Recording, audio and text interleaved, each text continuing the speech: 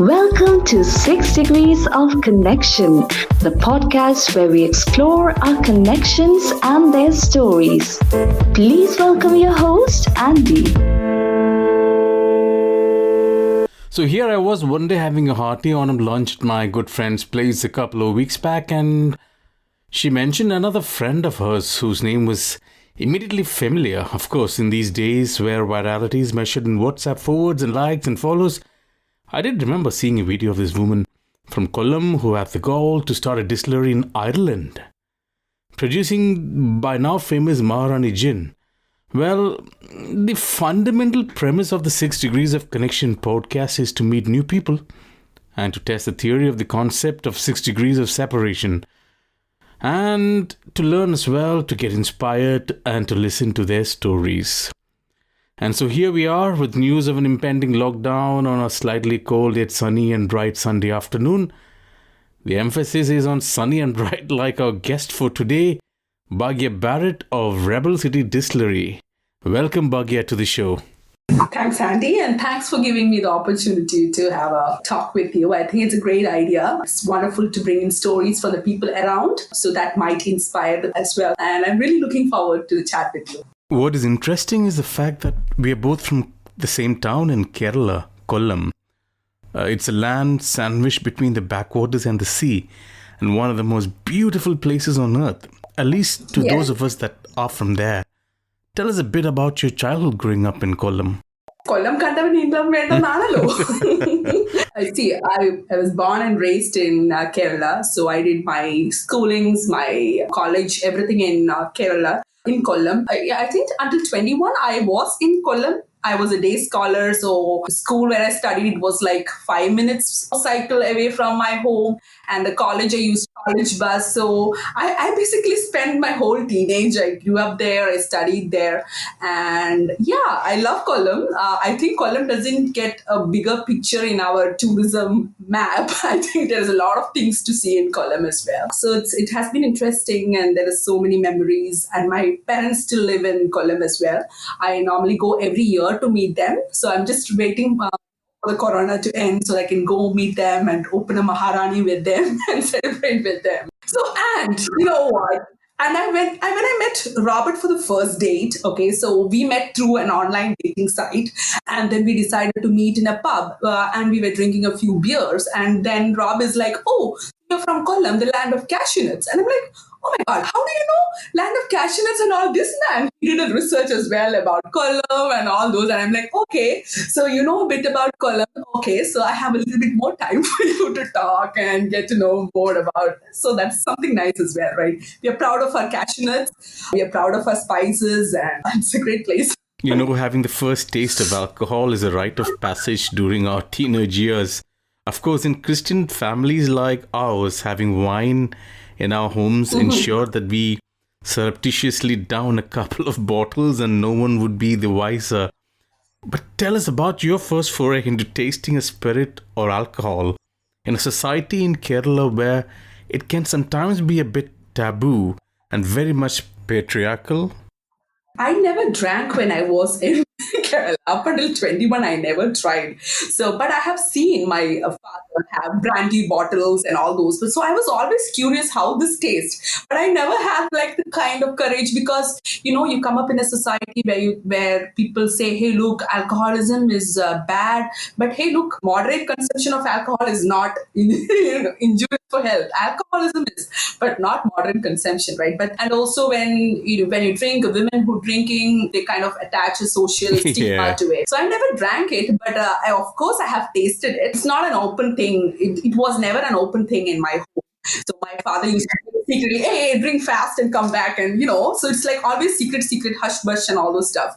So he used to store. I have found where he hides his brandy. So I have one and try to drop of it, and I'm like, "Oh my God, it's so sour and all those stuff." So I never kind of liked it. But then, and I was also, my mind was, you are very afraid about things and all those. And I moved to Chennai, and that is when I actually tried alcohol. And I still remember a couple of friends, we tried to drink. And when we're about to drink, I am like sulky and I'm closing the door. No, this is sin and all. So then I made them force and make drink. And I'm like, just in my head, it's like, okay, the sin is not on me, sin is on them. And I'm like, now when I think back on all those things, wow, how stupid was that? Like, so my proper drinking experience, I think I always had a late teenage. I think I enjoyed my teenage from 25 when I moved to Ireland. Not 25, around 27. So that's when I moved to Ireland. So that is when I actually got introduced to a lot of beers and spirits and all those stuff. And initially, when you start drinking, your idea is like, hey, drink, party. That's the kind of way. Of course, that's all of us. And then you try to slow down, you enjoy the fine spirits. And so it was a gradual experience. I never drank in Kerala. But now when I go home, in my family, we all drink. It's an open secret now. We used to hide and drink, but now it's open. Everyone drink. We open up, have a good whiskey at home and beer at home. So it's no longer a taboo at home. So that's the whole journey, I would say, for drinks. Personally for me, growing up between Dubai and Kerala, the first taste of alcohol was when I was probably 15 or 16 years old. And even there, we've had these short names for the drinks we like Yes. RC, MC, and beer. Beer was always Kingfisher or KF. Yes. Now, Kerala is a state which had or has a traditionally lax attitude to alcohol. Yes. Only for men, if I might add, with Yeah. beer, rum, whiskey, brandy being the favorite brands of spirits people consume. In addition to the indigenous color, Yeah. alcoholism is another undesirable effect that is plaguing Kerala. But that's a discussion for another day. Yeah. We have seldom heard about other varieties of alcohol like gin, tequila, absinthe, for example. But how was it for you And in all small this town stuff. Kollam? Yes, absolutely. I think there is a wide variety of drinks. Even like, beer itself, you have stout, you have pale ale, you have lambic beers, you have lagers, so many varieties. But we are just used to seeing things only in one way and we're not aware. And people also kind of, I think the notion also where the drinking culture back home is kind of try to get drunk. So people choose drinks which make them high and high faster. It's like mileage. If you order a car, we don't want to know anything about it. If there is mileage, we choose that car. So if it's a spirit which makes you high faster. So that's a kind. So I think that kind of awareness need to happen, but it is happening. I think overall India, the drink, the food culture, everything is changing. There's a gradual shift. There are people, so many drink enthusiasts trying to push that awareness. But I think there is a lot of years work which needs to go in to unlearn the things and to learn new things and open up our mind to that wide array of spirits, right? So at a point in time, all households had this tunnel vision. It was either engineering or medicine. And in hindsight, looking back at it right now, it was a hose blinder we did not need. But just like me, you also chose engineering. But one good thing, it resulted in you moving out of your hometown comfort zone, wasn't it? After like higher secondary, you have two career paths to choose, right? I always wanted to do designing or some civil engineering. Civil engineering, I think I like constructing things and all. But my dad is like, do you want to stand in the hot sun and construct things, or do you want to sit in an air condition for an IT job? I'm like, oh my God, I better go for an IT job. So that's how I kind of picked, after the entrance, you have to go and, fill in the options and all those stuff, right? So I went with my dad, and this is the thing which he told. And that time I don't have a sense to think, and I did not have the courage to stand up. So I just agreed what my dad said, and I chose IT. Okay, but in a way it helped because IT, it's very easy to get a job once you do the study. Once you finish the studies and all. So that again I did in Kollam in TKM Institute of Technology from Cochin University. Again, that's in Kollam, but it's like 1 hour away from my home.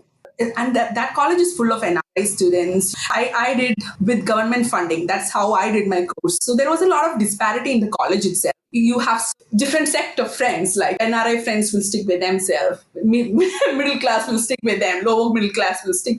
And I was totally shy, and I never spoke. I was a very shy student. I never spoke, and up until like third year, I was not sure what I was doing. And the third year, one teacher, especially computer graphics teacher, she called me for around 30 minutes. She was talking and what I want to do, and she was advising me. I think the way she spoke with me somehow clicked my head. And then I started like, okay, maybe I should study more, because I had a lot of supplies. I think I had around 14 supplies. Once I was in third year, so I had a huge backlog to clear. But I think after that particular teacher have spoken with me, something have changed. Talking is a therapy, as everyone says, right? Something have in my mind, and I started focusing more. And I'm like, anyways, and now I'm in IT, I have to clear it. And my chance of growing is, I think in India, education is very important, right? If you want to grow up in society, it's very important you study and you make up a life for yourself. But I think in abroad, it's different. So I started focusing, and I actually got a campus interview when I was in sixth semester. So campus interview was to move to Chennai. And once I my engineering, it was only 1 month I actually got after my engineering, and the next one, after 1 month, I moved to Chennai and I started off my career. So all thanks to my computer graphics miss, her name is Reena. So she really inspired me to push harder and make a do the best what we have with So Chennai was your first trip outside of Kerala. It must have been quite a shock to you as well, because yes. it's quite a world away, a world apart. Yeah. When you compare it to small town Kollam. And every time I try and describe India to people, I tell them that every few 100 kilometers there is a different cuisine, different people, different cultures. And in fact, moving to another state is probably like moving to another country. Yes. So going to Chennai, I never thought about all these challenges when I moved. For me, I wanted to have a career. So that was always there in my head, because I grew up listening my mother always saying, hey, look, if you want to live your life, you need to have a job. If you have a job, you will have a salary. So you need not ask your husband for any money to buy makeup or clothes you like or movies you watch. So in my head, the only idea was salary. I have to go. I have to be financially independent. So that was the only thing in my head. And my parents came as well, because it was the first time I am actually going outside Kerala. I've never traveled outside Kerala until then. I've never actually traveled even outside Kollam. The only time I went was from college. We went to Cochin. So one time, and Cochin itself was big in my head that time. Cochin is like, in Kerala, Cochin is the biggest hub, right? So that itself was big for me. My parents came with me. So they were there like 2 days or so. I joined the company and they had to leave in the evening. So by the time I completed the whole process, it was too late and they boarded the train and went back. So I was in Chennai with my 2 suitcases. And I'm like, what will I do? But, the company had accommodation and all those for 2 weeks. So then I moved in, I met a bunch of new friends. But it was a big learning experience for me, because I come from a very small village in Kollam. So moving out to a big city, I did not know the basic etiquettes, like how to eat properly, how to talk with people. So I had to learn all those things. And many a times, friends around me always gave me feedback. Sometimes it was hurtful. They're like, why do you eat this way? Why do you walk this way and all those? But I thought it was all constructive. I always took it as very constructive. I remember going to a restaurant with friends and one girl was making a big halabu about the way I eat and all. But then I'm like, okay, maybe I should change some things, maybe try to integrate and adapt to the world we are in. So I took it as a constructive, and slowly it happened over a phase of time. I was in Chennai for 6 years. I remember it was small jobs. It was not a big money. I used to live in a hostel in a room with six people in a very small room. So it was very hard. But I never was willing to go back home, because I know once I go back, what will I do? Maybe I'll get married to someone and have babies and all those. That is a normal norm we have, right? So I was never willing to give up. So I had to do night shifts and all, but I never cared. But I had I always pushed hard. And then I got another job. Then that job, I went to Madrid, in Spain. I was there for a few months. So that was the first time I moved outside the India. So till then, Chennai was the world for me. And I think I think Chennai is full of opportunities. So if you cannot make in Chennai, you cannot make in anywhere in the world because the people are so. Chennai Tamil people are very good, and I have so much love for Tamil language. I absolutely love it. I'm so obsessed with the language. So I was really happy with Chennai. But then I'm like, no, what next? So when I went to Madrid and when I saw Spain, and that's the first time I moved out of India, and I'm like, okay, so there is something better than that, right? Something better than Chennai, more open. That's the first time I've seen people kiss on the streets and all. I'm like, oh my God, this and all happens. And I remember staring. And I'm like, I think it's rude if we do that now. And I'm like, oh my God, why did I do that then and all? So it was quite different because I lived in Madrid for around 3 months and then I went back because it was on a short-term project. I went back and then I'm like, okay, now I've seen. Until then, I never had a dream of living abroad or anything like that. I was happy in Chennai because life was, in 6 years, I think my career progressed well as well. I was happy where I was. But after going Madrid, I'm like, okay, there is something better. Why shouldn't I try that? So I was looking for different options, like why not getting a long-term that time it was like 2013 or 2012. But in IT still, patriarchy existed. Even now, patriarchy exists in IT, right? You don't see much female participation in IT, but back in 2012, it was much, much worse. I remember on a performance appraisal meeting with my then manager, and he's like, Bhagya, I cannot give you this band. I'm like, why? In future, you will marry, then you will have babies, then you cannot perform. I'm like, okay, what was it? First of all, I am not even thinking of marrying now, but he assumed my performance will dip based on my. I'm like, what is it? I couldn't stand it anymore. I'm like, no, this is it. I have to find something else. And I think that instance pushed me to kind of explore different options outside India. And that's how I landed up in Ireland. I did an MBA. I came here to do MBA in project management. I took a student loan because, I don't come from a financially stable family. I come from a very lower class. So I took a student loan. My mother was like, I was 27. Everyone was like, why is she going to study at 27? That's a big thing, no? And now it's changed. But then I think it is still, even now, 27 going for MBA. And then my aunties who live next door, they're like, she eloped with someone, she went after someone, and her parents are simply lying, she went to study. I am like, oh my God, what is happening? But my parents, they are like, you go and study. We will give your property as a mortgage. You go and study. So I decided to study. After studies, you get 1 year visa to search job. So I got my job in 9th month. I got in Dell, and I had like almost 5 and 6 years. I worked in Dell for almost 5.5 years, and I wrapped up this Friday. So I'm just waiting to figure out what rest of the world have to offer. I think I can do something, Yeah, of course, of course. Now, staying on the subject of Chennai, I guess the listeners would be wondering why I want to, but was it in Chennai that you had your first sip of a spirit? Yes, Chennai is when I tried my first spirit. I remember it's a Smirnoff or so. 3 girls, my friends, we just basically caught up friends and we decided to drink, and that's when I drank for the first time. And I remember knocked out I think in the first drink or second. Oh my. And I think then again I went for one New Year party in some club in Chennai, because Chennai has night scene is always there, but I think it used to close 12 o'clock or so. So I went for a New Year party. But in office, I always talk too much. And then I'm going in a pub and sitting quietly and drinking, not even opening and not even enjoying or dancing, nothing, because I'm too shy. So I tried only 2 times. And then Spain also, when I went 3 months, I never quite integrated with the Spanish community there. I was always with my own sector of Indian friends. There's a way they want the Indian women to behave, right? When you're with an Indian bunch of friends, behave that. I never drank in Spain either. But Chennai was where I tasted my first drink, yeah. So now we're going back to education again.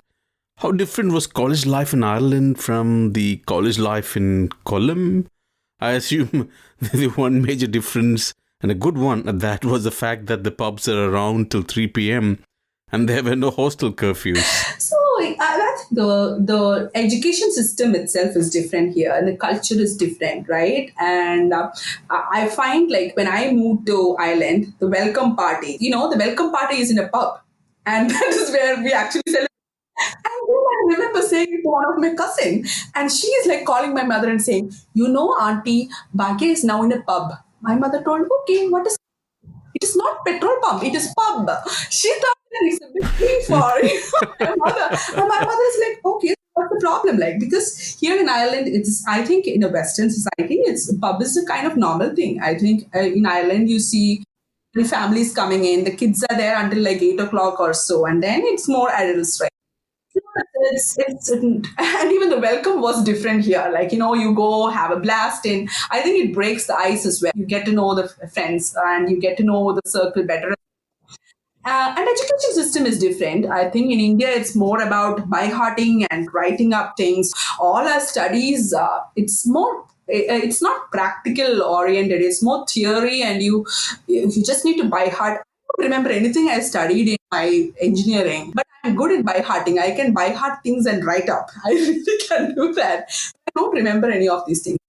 When I moved here, the education system was different. All you have to do is a lot of case studies and projects. I think when you do a project, it gives you a very, a 360-degree view of the subject, and it's more practical. You learn it, right? So I think whatever I studied in MBA will stay with me lifelong, because the kind of education system here was different.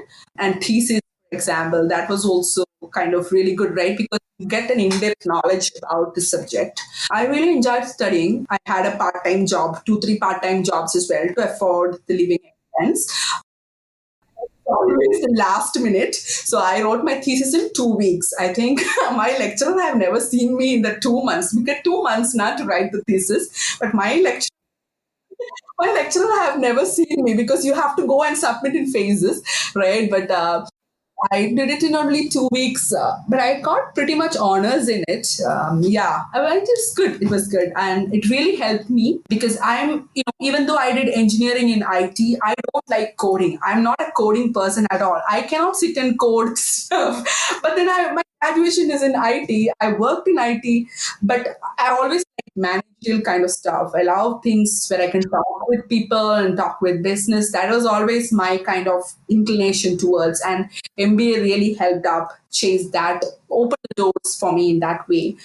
Um, you need not code, but you can have a team who can code in 10 different ways in very simple way, and under less time budget. So I could do that. So how did this jump from IT program management into distilling happen? But I kind of never thought I will land up in this. Okay, then I met my husband, right? And he did his MS in distilling, and he kind of, wanted to start up a distillery. He has been talking about it for so long. But then we are like, okay, it's a huge investment. We need to find out all those things. So it's now 5.5 years with him. It did not happen intentionally, moving into distilling. I think it happened accidentally. And now what I can do is leverage what I learned project management in this business, right? Because project management is a skill which can cater to any industry. It can work in food industry, drinks, it can work in aviation. Everything is a project, right? A product is a project. So it needs planning. That all kind of works, right? And so together we built up a business plan. Then we went and figured out how to do things together, and we did it. But production is an area which I still need to kind of learn. So Rob is like, okay, maybe you should do. There are different ways, certifications which we could do. So there is one coming up in March. So I'm going to get my certification in distilling in March. So also officially distill a spirit. Oh, okay. Yeah. And for your first spirit, you decided to start with gin. Yeah. One question, why not whiskey? Because Irish whiskey was or is popular around the world. I would have thought that a Corkonian would look at gin being quintessentially British. and stick Yes. with whiskey as the first drink? So, in under Rebel City Distillery umbrella, so the Rebel City Distillery is the name of our company. So we have a different portfolio of spirits which we have planned, and whiskey is going to be our long-term plan, right? Why gin? Because gin is something which we can generate very quickly, so it can be done in 1 to 2 days, and even vodka, flavored vodka, we can do it too. One day it's done. Like, production, the quick turnaround time is why we chose gin. And then eventually, once we have more products under our portfolio, eventually we can go into whiskey, because whiskey you need to age and all those stuff. And also the kind of we have limitations as to our building capacity, because you need to have this much. You need to have some certain things done in our distillery itself in order to call a whiskey. So we will be more going for a bonded kind of whiskey. That's definitely a long-term plan. But initially, we wanted to gin because it was more easy to make, very quick to make. And then the next is going to be rum, absinthe, flavored vodka is also on cards for us. A lot of the times in our discussions as well, at least for you and me, we've been drinking a lot of our alcohol without understanding what it is made of, isn't it? Now, gin specifically has been around since the 13th century and started out, I guess, like all spirits, as a drink with medicinal properties. One of the more famous cocktails is gin and tonic, introduced by the East India Company in their tropical colonies as a remedy against malaria to mask the flavor of quinine. Now, part ignorance and part curiosity, what exactly is gin and how do you make it? When we hear about gin, India is always there, right? Because gin and tonic and malaria, right? So even though it's in a negative, where India is behind this, right? So you infuse the botanicals to make a gin. You can choose any botanicals under the world. There is a mandatory botanical which we need to have. It's a juniper berry. So without juniper berry, it is not it is not a gin. Yeah, it's infused botanicals, and you distill it, and you can have it in different ways. I think gin and tonic is the most recommended way of drinking it, right? So. And how easy or hard is it to set up a distillery in Ireland? I guess the government regulations would be a straightforward process when you compare it to something like this in India. But I particularly love the name Rebel City Distillery as well. What is the inspiration behind the name? Setting up a business in Ireland is not as complicated as in India. I think in India, the process might be simple, but the bureaucracy and red tape is more, right? So the process makes it too complicated. There's a little bit of corruption and all those. So it's kind of hard. Even a simple thing, it gets complicated. But opening up a business in Ireland is easier when compared to India. But we need to ensure all the things are done in the right way. If you don't do it in the right way, there is no workaround through it. You need to get it right in order to move it to the next level, right? But the kind of support Bhagya is the Food and Drinks Board of Ireland. So we actually pitched in our business plan to them. Ours is the first gin, which is, gin is a very crowded market. And if you want to stand out, a brand story is what makes you different, right? So we had an authentic story to say, and we had a proper plan. So we pitched in our idea to Bhagya, which is the Irish Drink and Food Board. And they were convinced and they believed in our vision. So they actually co-funded our business. And we local enterprise office in Cork. We are from Cork, right? Which is in southern. Cork is called Rebel City, by the way. That is how a distillery is known as Rebel City Distillery, because Cork is a land of Irish rebellions. You have a lot of Irish rebels like Michael Collins, Thomas Kent, Terence McSweeney, a lot of Irish rebels who played a vital role in getting Irish freedom. They are all from Cork, so that is why Cork is called Rebel City. When we decided on a name, there was no second thoughts itself. And we also pitched in the idea to Cork Local Enterprise Office. So they were also convinced with the whole idea, because we are the first distillery in Cork city boundaries, because there's no distillery within the Cork city in the past 50 years. They are also convinced with the idea, because that brings a lot of footfall to the place, right? A lot of opportunities open up for people. A lot of employment will come in. So they also co-funded our business. So there have huge support from Irish Drinks Board and also the local enterprise office. Then the regulations we had to work through, like you have to get the health and safety regulations, fire hazard regulations, then you have to get a manufacturing license and producer's license. So there is a lot of paperwork we have to do, and we have to, in order to get fire regulations, there are a couple of things we have to take care, to prevent any kind of hazard. We need to have, and we actually had a hard time because our door was opening inside, it has to open outside. That is one of the regulation. It sounds simple, but we had to redo all these things because it had to open outside. And when you open outside, it should be this many millimeters and centimeters. So everything is really thoroughly checked. And health and safety, well, we need to ensure the products which we use. You need to show the traceability metrics as well, from where we are importing the stuff, their license. So it's not like you can bring something just like that in our bag and distill. No, you need to show the source and their certifications and all those. So I think it's very carefully done and it's very regulated here. But I think that regulation is very important, right? Because if you want to ensure quality, you need to ensure that regulations are met. So even though it's a little bit, you need to work through it, it's hard, but the process is simple and it's simplified for you if you guide you and get the right support and all those. It took us a while. We took around 2 years to actually establish this business. We did it slow because we don't rush things. My father is like, you have taken a long time to start the business. I'm like, why the hurry? Not a hurry. Now, it's not like if we don't launch the gym, people will have a problem. We can take our own time, do the thing right and get it done. So we took our own time. 2 years is what we took to get the whole business up running. And we are actually in a Ford building as well, which is a very old Ford factory. The Ford man have Irish roots. So he have established a Ford factory, and which was a place for more than 9,000, 10,000 people were employed in that factory a long time ago. Eventually it closed up. But the building is a kind of very nice building. So we are in Ford buildings, electric building of Ford there. And that building was not occupied since like 80s or so.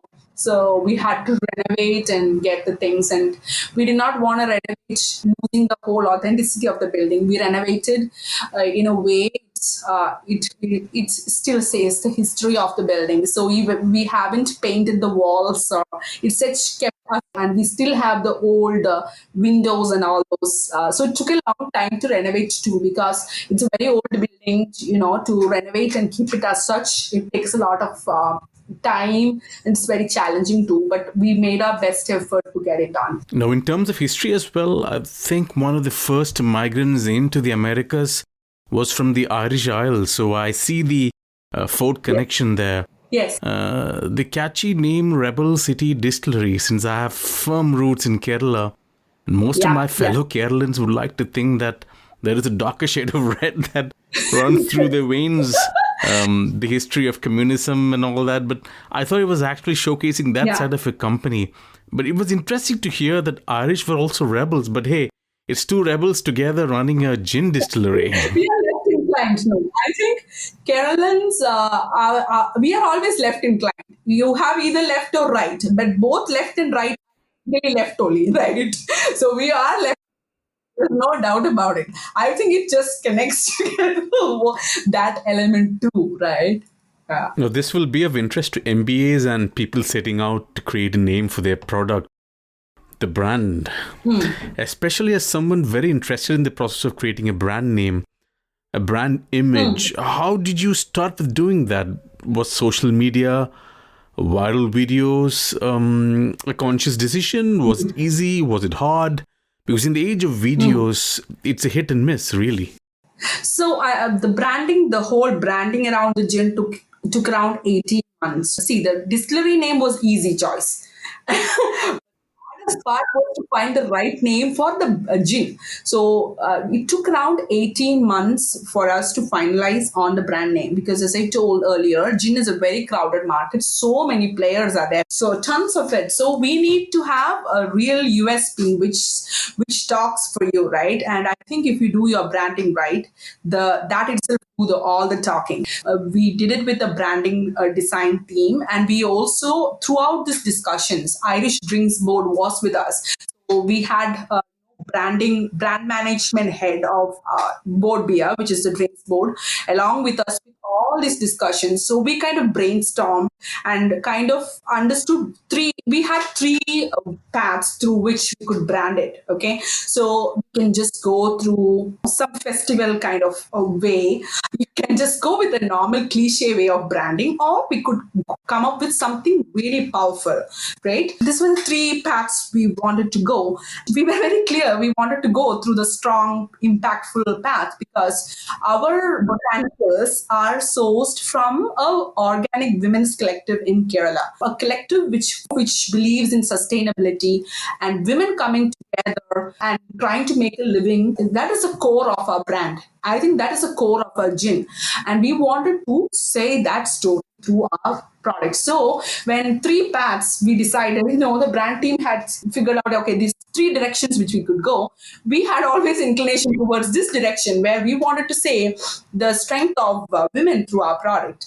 And it is something which is very important in the times we live in, because globally there is a feminist movement happening, regardless of how much progressive we all think we are. I think women still need to fight up a little bit hard to come up in society, and we wanted to to come up with a brand story which reflects that hardworking element of the women. So we chose that path. Again, there was a couple of names which we decided. First, we thought, okay, Mahakali.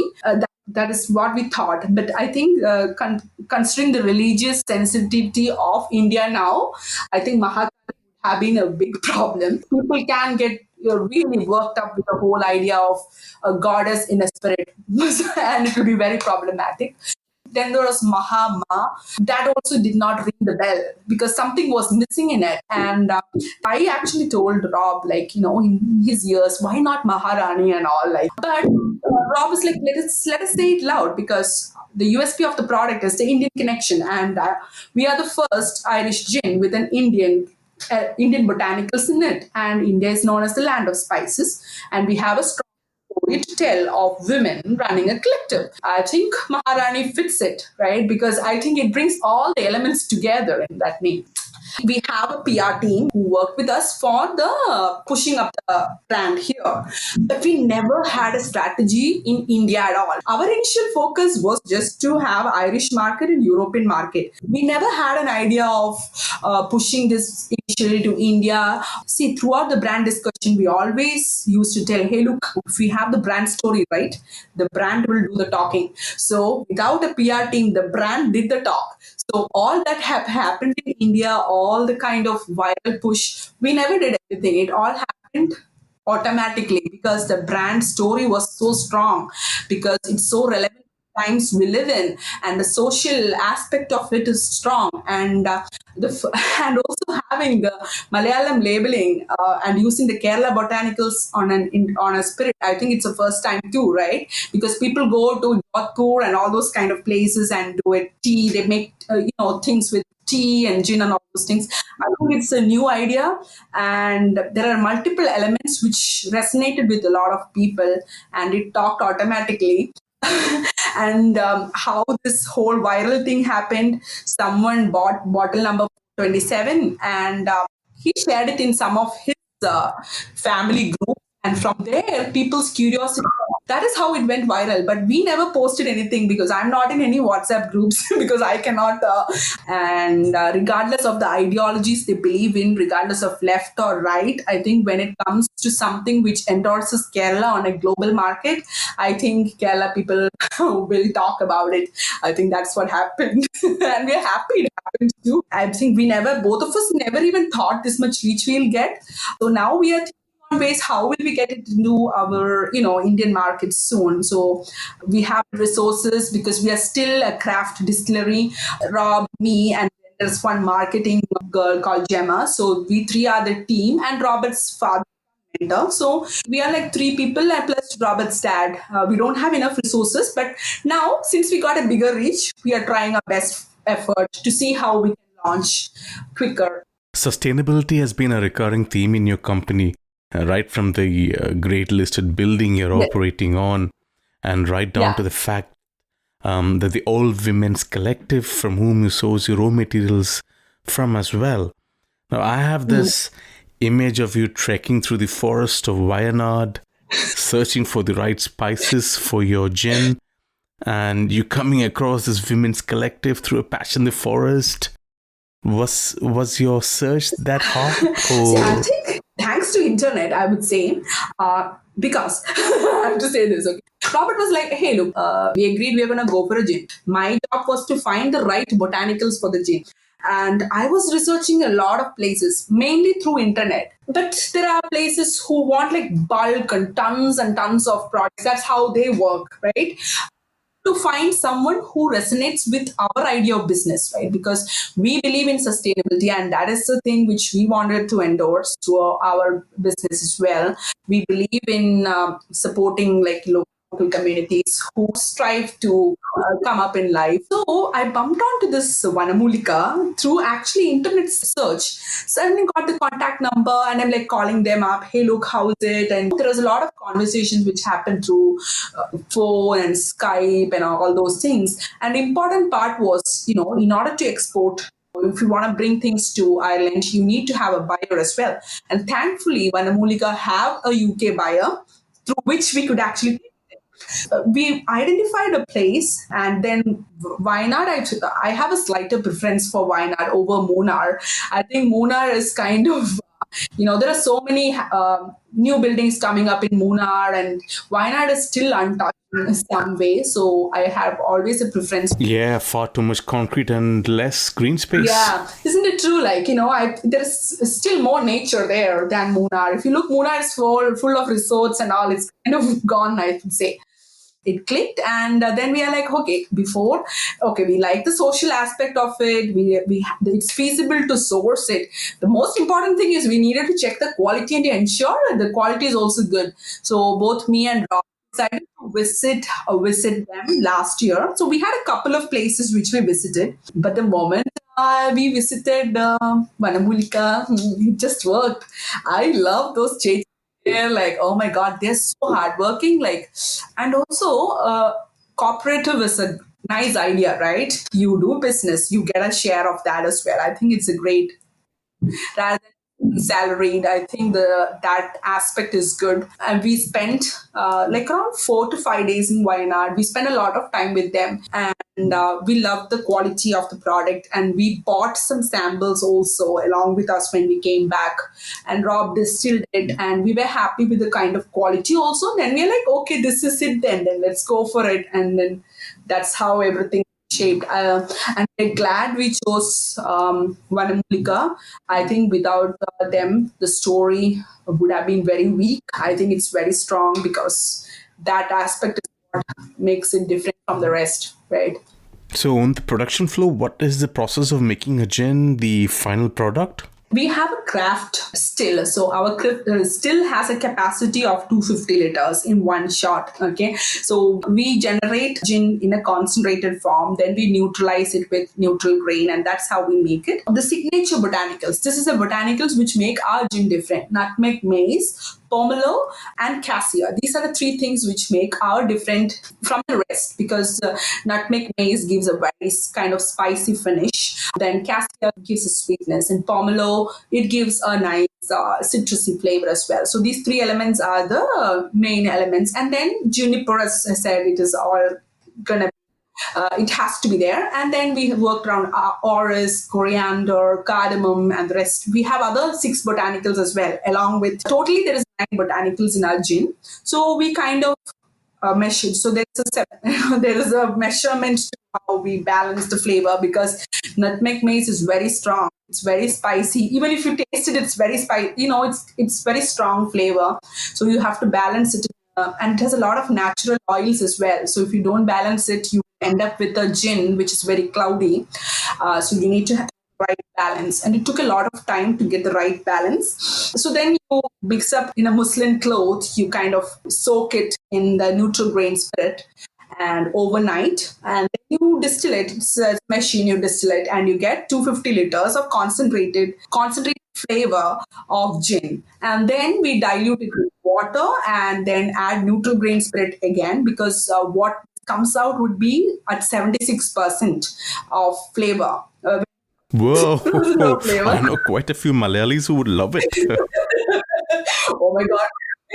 Andy, our launch was virtual and I was so nervous. And I'm like, Rob, give me a gin. And he was too busy. I went and drank the 76% alcohol 5 minutes before our launch. And literally my throat was just burning like, I'm like, oh my God, what is that? And then I'm trying to stay straight because I'm like, 76% is too strong, right? I'm trying to stay straight. So this is a virtual launch. So it comes out at 76 and then we neutralize and all those. And our selling thing is at 41. 41% is what we sell at. The production takes, it's overnight procedure only, but bottling, labeling, everything is hand done. So we only do hand labeling, writing. I think people miss those kind of elements, right? A handwritten note. I prefer a handwritten note over something printed. So we love that stuff. So it's right now it is all hand done. I think if you're gonna go in India, we cannot do hand done all. We need something quick. We are also having a small garden which is being set up because eventually that is gonna be. We also have a bar attached as well, which will be open once Corona lifts. So we wanted to have herbs for the cocktails and all come from our garden itself. So we have a small garden being built. And the website, the design of the website comes from an Irish team, but the back end, the software side of it is all done by an Indian team in Noida. We are still, I think like 2-3 weeks ago only, we had online shopping up in our web portal. So there is a lot of work which we need to do in, a lot of SEO stuff which we need to do in so that people can search us and find us more. You know what, listening to you talk, I'm reminded of the fact that the secret sauce is in fact the sight, sounds. It's your taste growing up in Kollam that served as an inspiration for the concoction of the different spices that gives the unique taste and flavor. So Signature Botanicals, when Rob asked, first itself I knew it is nutmeg mace. Whatever we hear in childhood or whatever we see in childhood, it has a subconscious effect on us. So this nutmeg mace, one of my neighbor, she had this nutmeg tree, and nutmeg, the flowers of nutmeg is very beautiful. And even the nutmeg smells really good. And I remember I used to go to her house to watch TV. Remember those Doordarshan days and all? The black and white TV. Mondays I used to go morning watch Chitrahar or something. Evening Sunday movies will come in Doordarshan. No? So I will be Sundays in her house only. Morning I'll go nicely and her house and all the things. So the tree was always there in my head, and that smell of it, it was subconsciously there. So nutmeg mace was always there. Pomelo was suggested by Vanamulika. To be honest, we went there and we were looking around for nutmeg mace and cardamom and cassia, but pomelo was a suggestion from someone in Vanamulika. Oh, why not try? So we were thinking maybe we'll put grapefruit. Grapefruit is very common in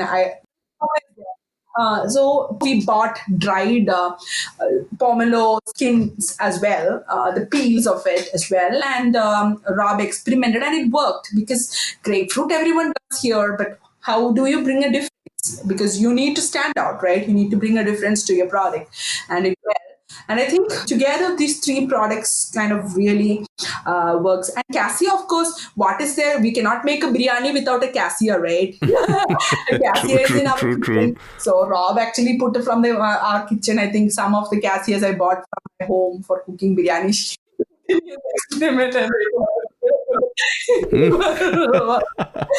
hardest part was nutmeg mace's oil. Because that oil was, it's so flavorful, and you need to really find the balance, or else it's very cloudy. And we don't chill filter our gin, because if we chill filter, it will take away the flavors and cloudiness and all. But we don't chill filter, so if you don't chill filter, the flavors are more intact. But then you need to get the right balance of not getting the product cloudy. So it was the hardest part, especially Vanamulika one, because it's organic, so it's so flavorful, it's not adulterated. So it really took a lot of time. And now the most important question of all, where can I buy Maharani gin? UK, Ireland, India, US, rest of the So world. Maharani gin is right now available in Irish markets. We do through our web portal. We do shipping throughout Ireland and even do Northern Ireland, which is a part of UK, right? In the rest of the Europe, which is other countries apart from Ireland, including UK, we ship through. We have online folks through which we partnered up with. So Irish malts, wine online, Celtic whiskey. So we have four partners through which we do international shipping outside Ireland within Europe. And even in Australia and all, we ship through them. When it comes to alcohol, right, shipping charges might vary based on all those things, right? But in London, it's pretty much coming up soon in some of reputed clubs. I think now with the lockdown, it might push out a bit. Maharani would be in Singapore markets from December. Singapore, we never even thought in our dreams we will. June only we launched the product. We never thought it's going to be in Singapore or outside Europe this soon. So that is a great news. That too, it happened with the whole Maharani thing went viral. So we had a lot of inquiries from people abroad and all how it work out. But we need to kind of have a win-win, right? It has to benefit both partners, right? So it takes around 30 days to reach Singapore. December, as soon as it's there, it's going to be in the market. And tell me you weren't surprised by the reaction from India. Oh my God. A tons of it. They're taking when we come. I think the bigger reach, it's in India. I think India is a huge market, right? So many inquiries in our company website. Everyone is coming, Chechi, Cheta, super, epakittum, Malayalam. Poor Jama. She's like, she cannot read Malayalam. I also don't know to read Malayalam. So what will we now I think Rob kind of figures out with the way the alphabets look because there are 2-3 patterns. You see, Poli, Viplava Spirit, Epam Kittum. That are the 3 patterns we always see. So I kind of think he kind of gets. So in India, there is 2-3 ways we could get in, right? Either we bring our production cost down and put it in the market, or we can actually team up with someone in India and do the production for us and do it, or we can make it in some other way which makes it affordable for it. Because with the current production cost, it will be almost 11 times more when it reaches Indian market. That is the kind of import duty you have. On a foreign alcohol in India, and then plus the state tax, so it's almost 11 times, which is very very huge. For the market, it should be almost the same. I think it's a super premium gin, and with the current market, I think it will be like high end gin. Okay, but we want the same price point as what we have here. I think people are developing a bigger interest for niche spirits and fine spirits. So I think it's always going to be a demand for it. It will take a lot of time. We are already in talks with a few people from India in terms of production. We don't want to jump and do on anything very quickly. We want to really think through and get it done because it's a complicated market to enter. We want to do things right rather than rush things. And also, Malayalis are very proud. Okay, regardless of whatever internal things we have, Malayalis always stand up for something which is of Kerala. I think it's a kind of pride also, right? Because go and penny and all those things. I think it's the first time there is something on an international platform. There's a lot of interest, and I'm sure people will do it. But we wanted to make it affordable also for them, right? So it will take time. Maybe 2021. I think it is too overly optimistic. I think 2022 or so, and also Corona. Right? So another key part of this podcast is something which I look forward to. What kind of music and movies do you like? Anything of particular interest you're listening to or watching right now? And what are you reading?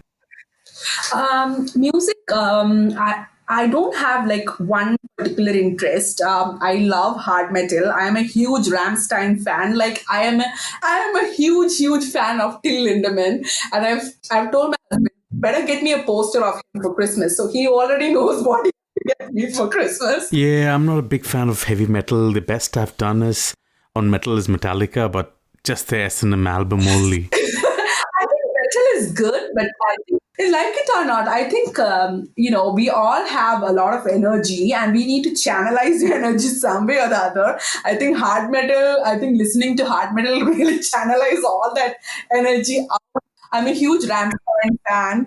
I love Kraftwerk. They're again a German band. I think they are the granddads of electronic music. I love Tom Waits. I love Ilayaraja. When I study and all, I listen to trance music because I think it helps me focus more. So this is actually my favorite room. It's a green room. So I actually spend hours here just listening to songs. I love Cohen. Tom Waits, I love him as well. Mostly German stuff like trance, Boris Becher and all those people. Like, and books, my attention span on something is very less. Okay, it's minimal. Like I think Signy Shalom or something I remember reading in childhood. But right now I like to read something which is quick, but it serves the purpose for me. So I'm into reading poetries. So there is a book called Poetry Pharmacy. So it's Poetry Pharmacy and Poetry Pharmacy Returns. So it's basically, the idea is good. So you have poetries for love, you have poetries for grief, poetries for lust. For every human emotions, they prescribe a poetry for you. There's one, it's a lot of things. So a morning you can sit and read. Whatever mood you wake up, you can sit and read through it. It's short and it's crisp and it serves a purpose. And I also read Warrior of Light by Paulo Coelho. So that is a kind of inspirational, motivational thing. So Warrior of Light, it's like 2 paragraphs or maybe like 10 lines or so, but every chapter is different. You need to do this. A Warrior of Light does this to achieve this. Warrior of Light does this. I think that helps me. I have some dark days as well. Sometimes I have my emotional. I'm a little bit hyper. I don't have a balance. Some days I feel very low. Sometimes I'm very hyper. So I kind of struggle finding a balance. I think these 2 books help me. But when you're dark, you not actually focus on anything reading, but when I'm in a happy mood, I read it and it helps me. So this too I read. My husband actually reads a lot and there is a lot of books in here. And when my parents visited it, my parents always said, hey, look, why can't you read and all? But then, I have to blame my mother. When I was studying, I used to keep storybooks in my textbook and read it. And I remember my mother reading a book and she's reading storybooks. And then she told me I should not read. And then I was reading only academic books. And now she comes and says, I have books. How is it possible? How the hypocrites? So I'm like, Mom, you told me that. And I put the blame. But I have to read. There is a lot of stuff here. Maybe I should read someday. So, to all my listeners, you have just heard from Bhagya Barrett of Rebel City Distillery. And Bhagya, here's hoping that this brand new association between the cities of Kollam and Cork will lead to the twinning of the two. It has been a very, very fascinating insight into the lady making spice gin from Ireland and a brand Maharani gin. Just so it's clear to everyone, Bhagya is in front of the camera with a blonde beer in hand while I am unfortunately sober. An apt image with which to leave us today. Thanks a lot, Anderson. I love talking with you. It was great. I think it was a wonderful conversation. And thank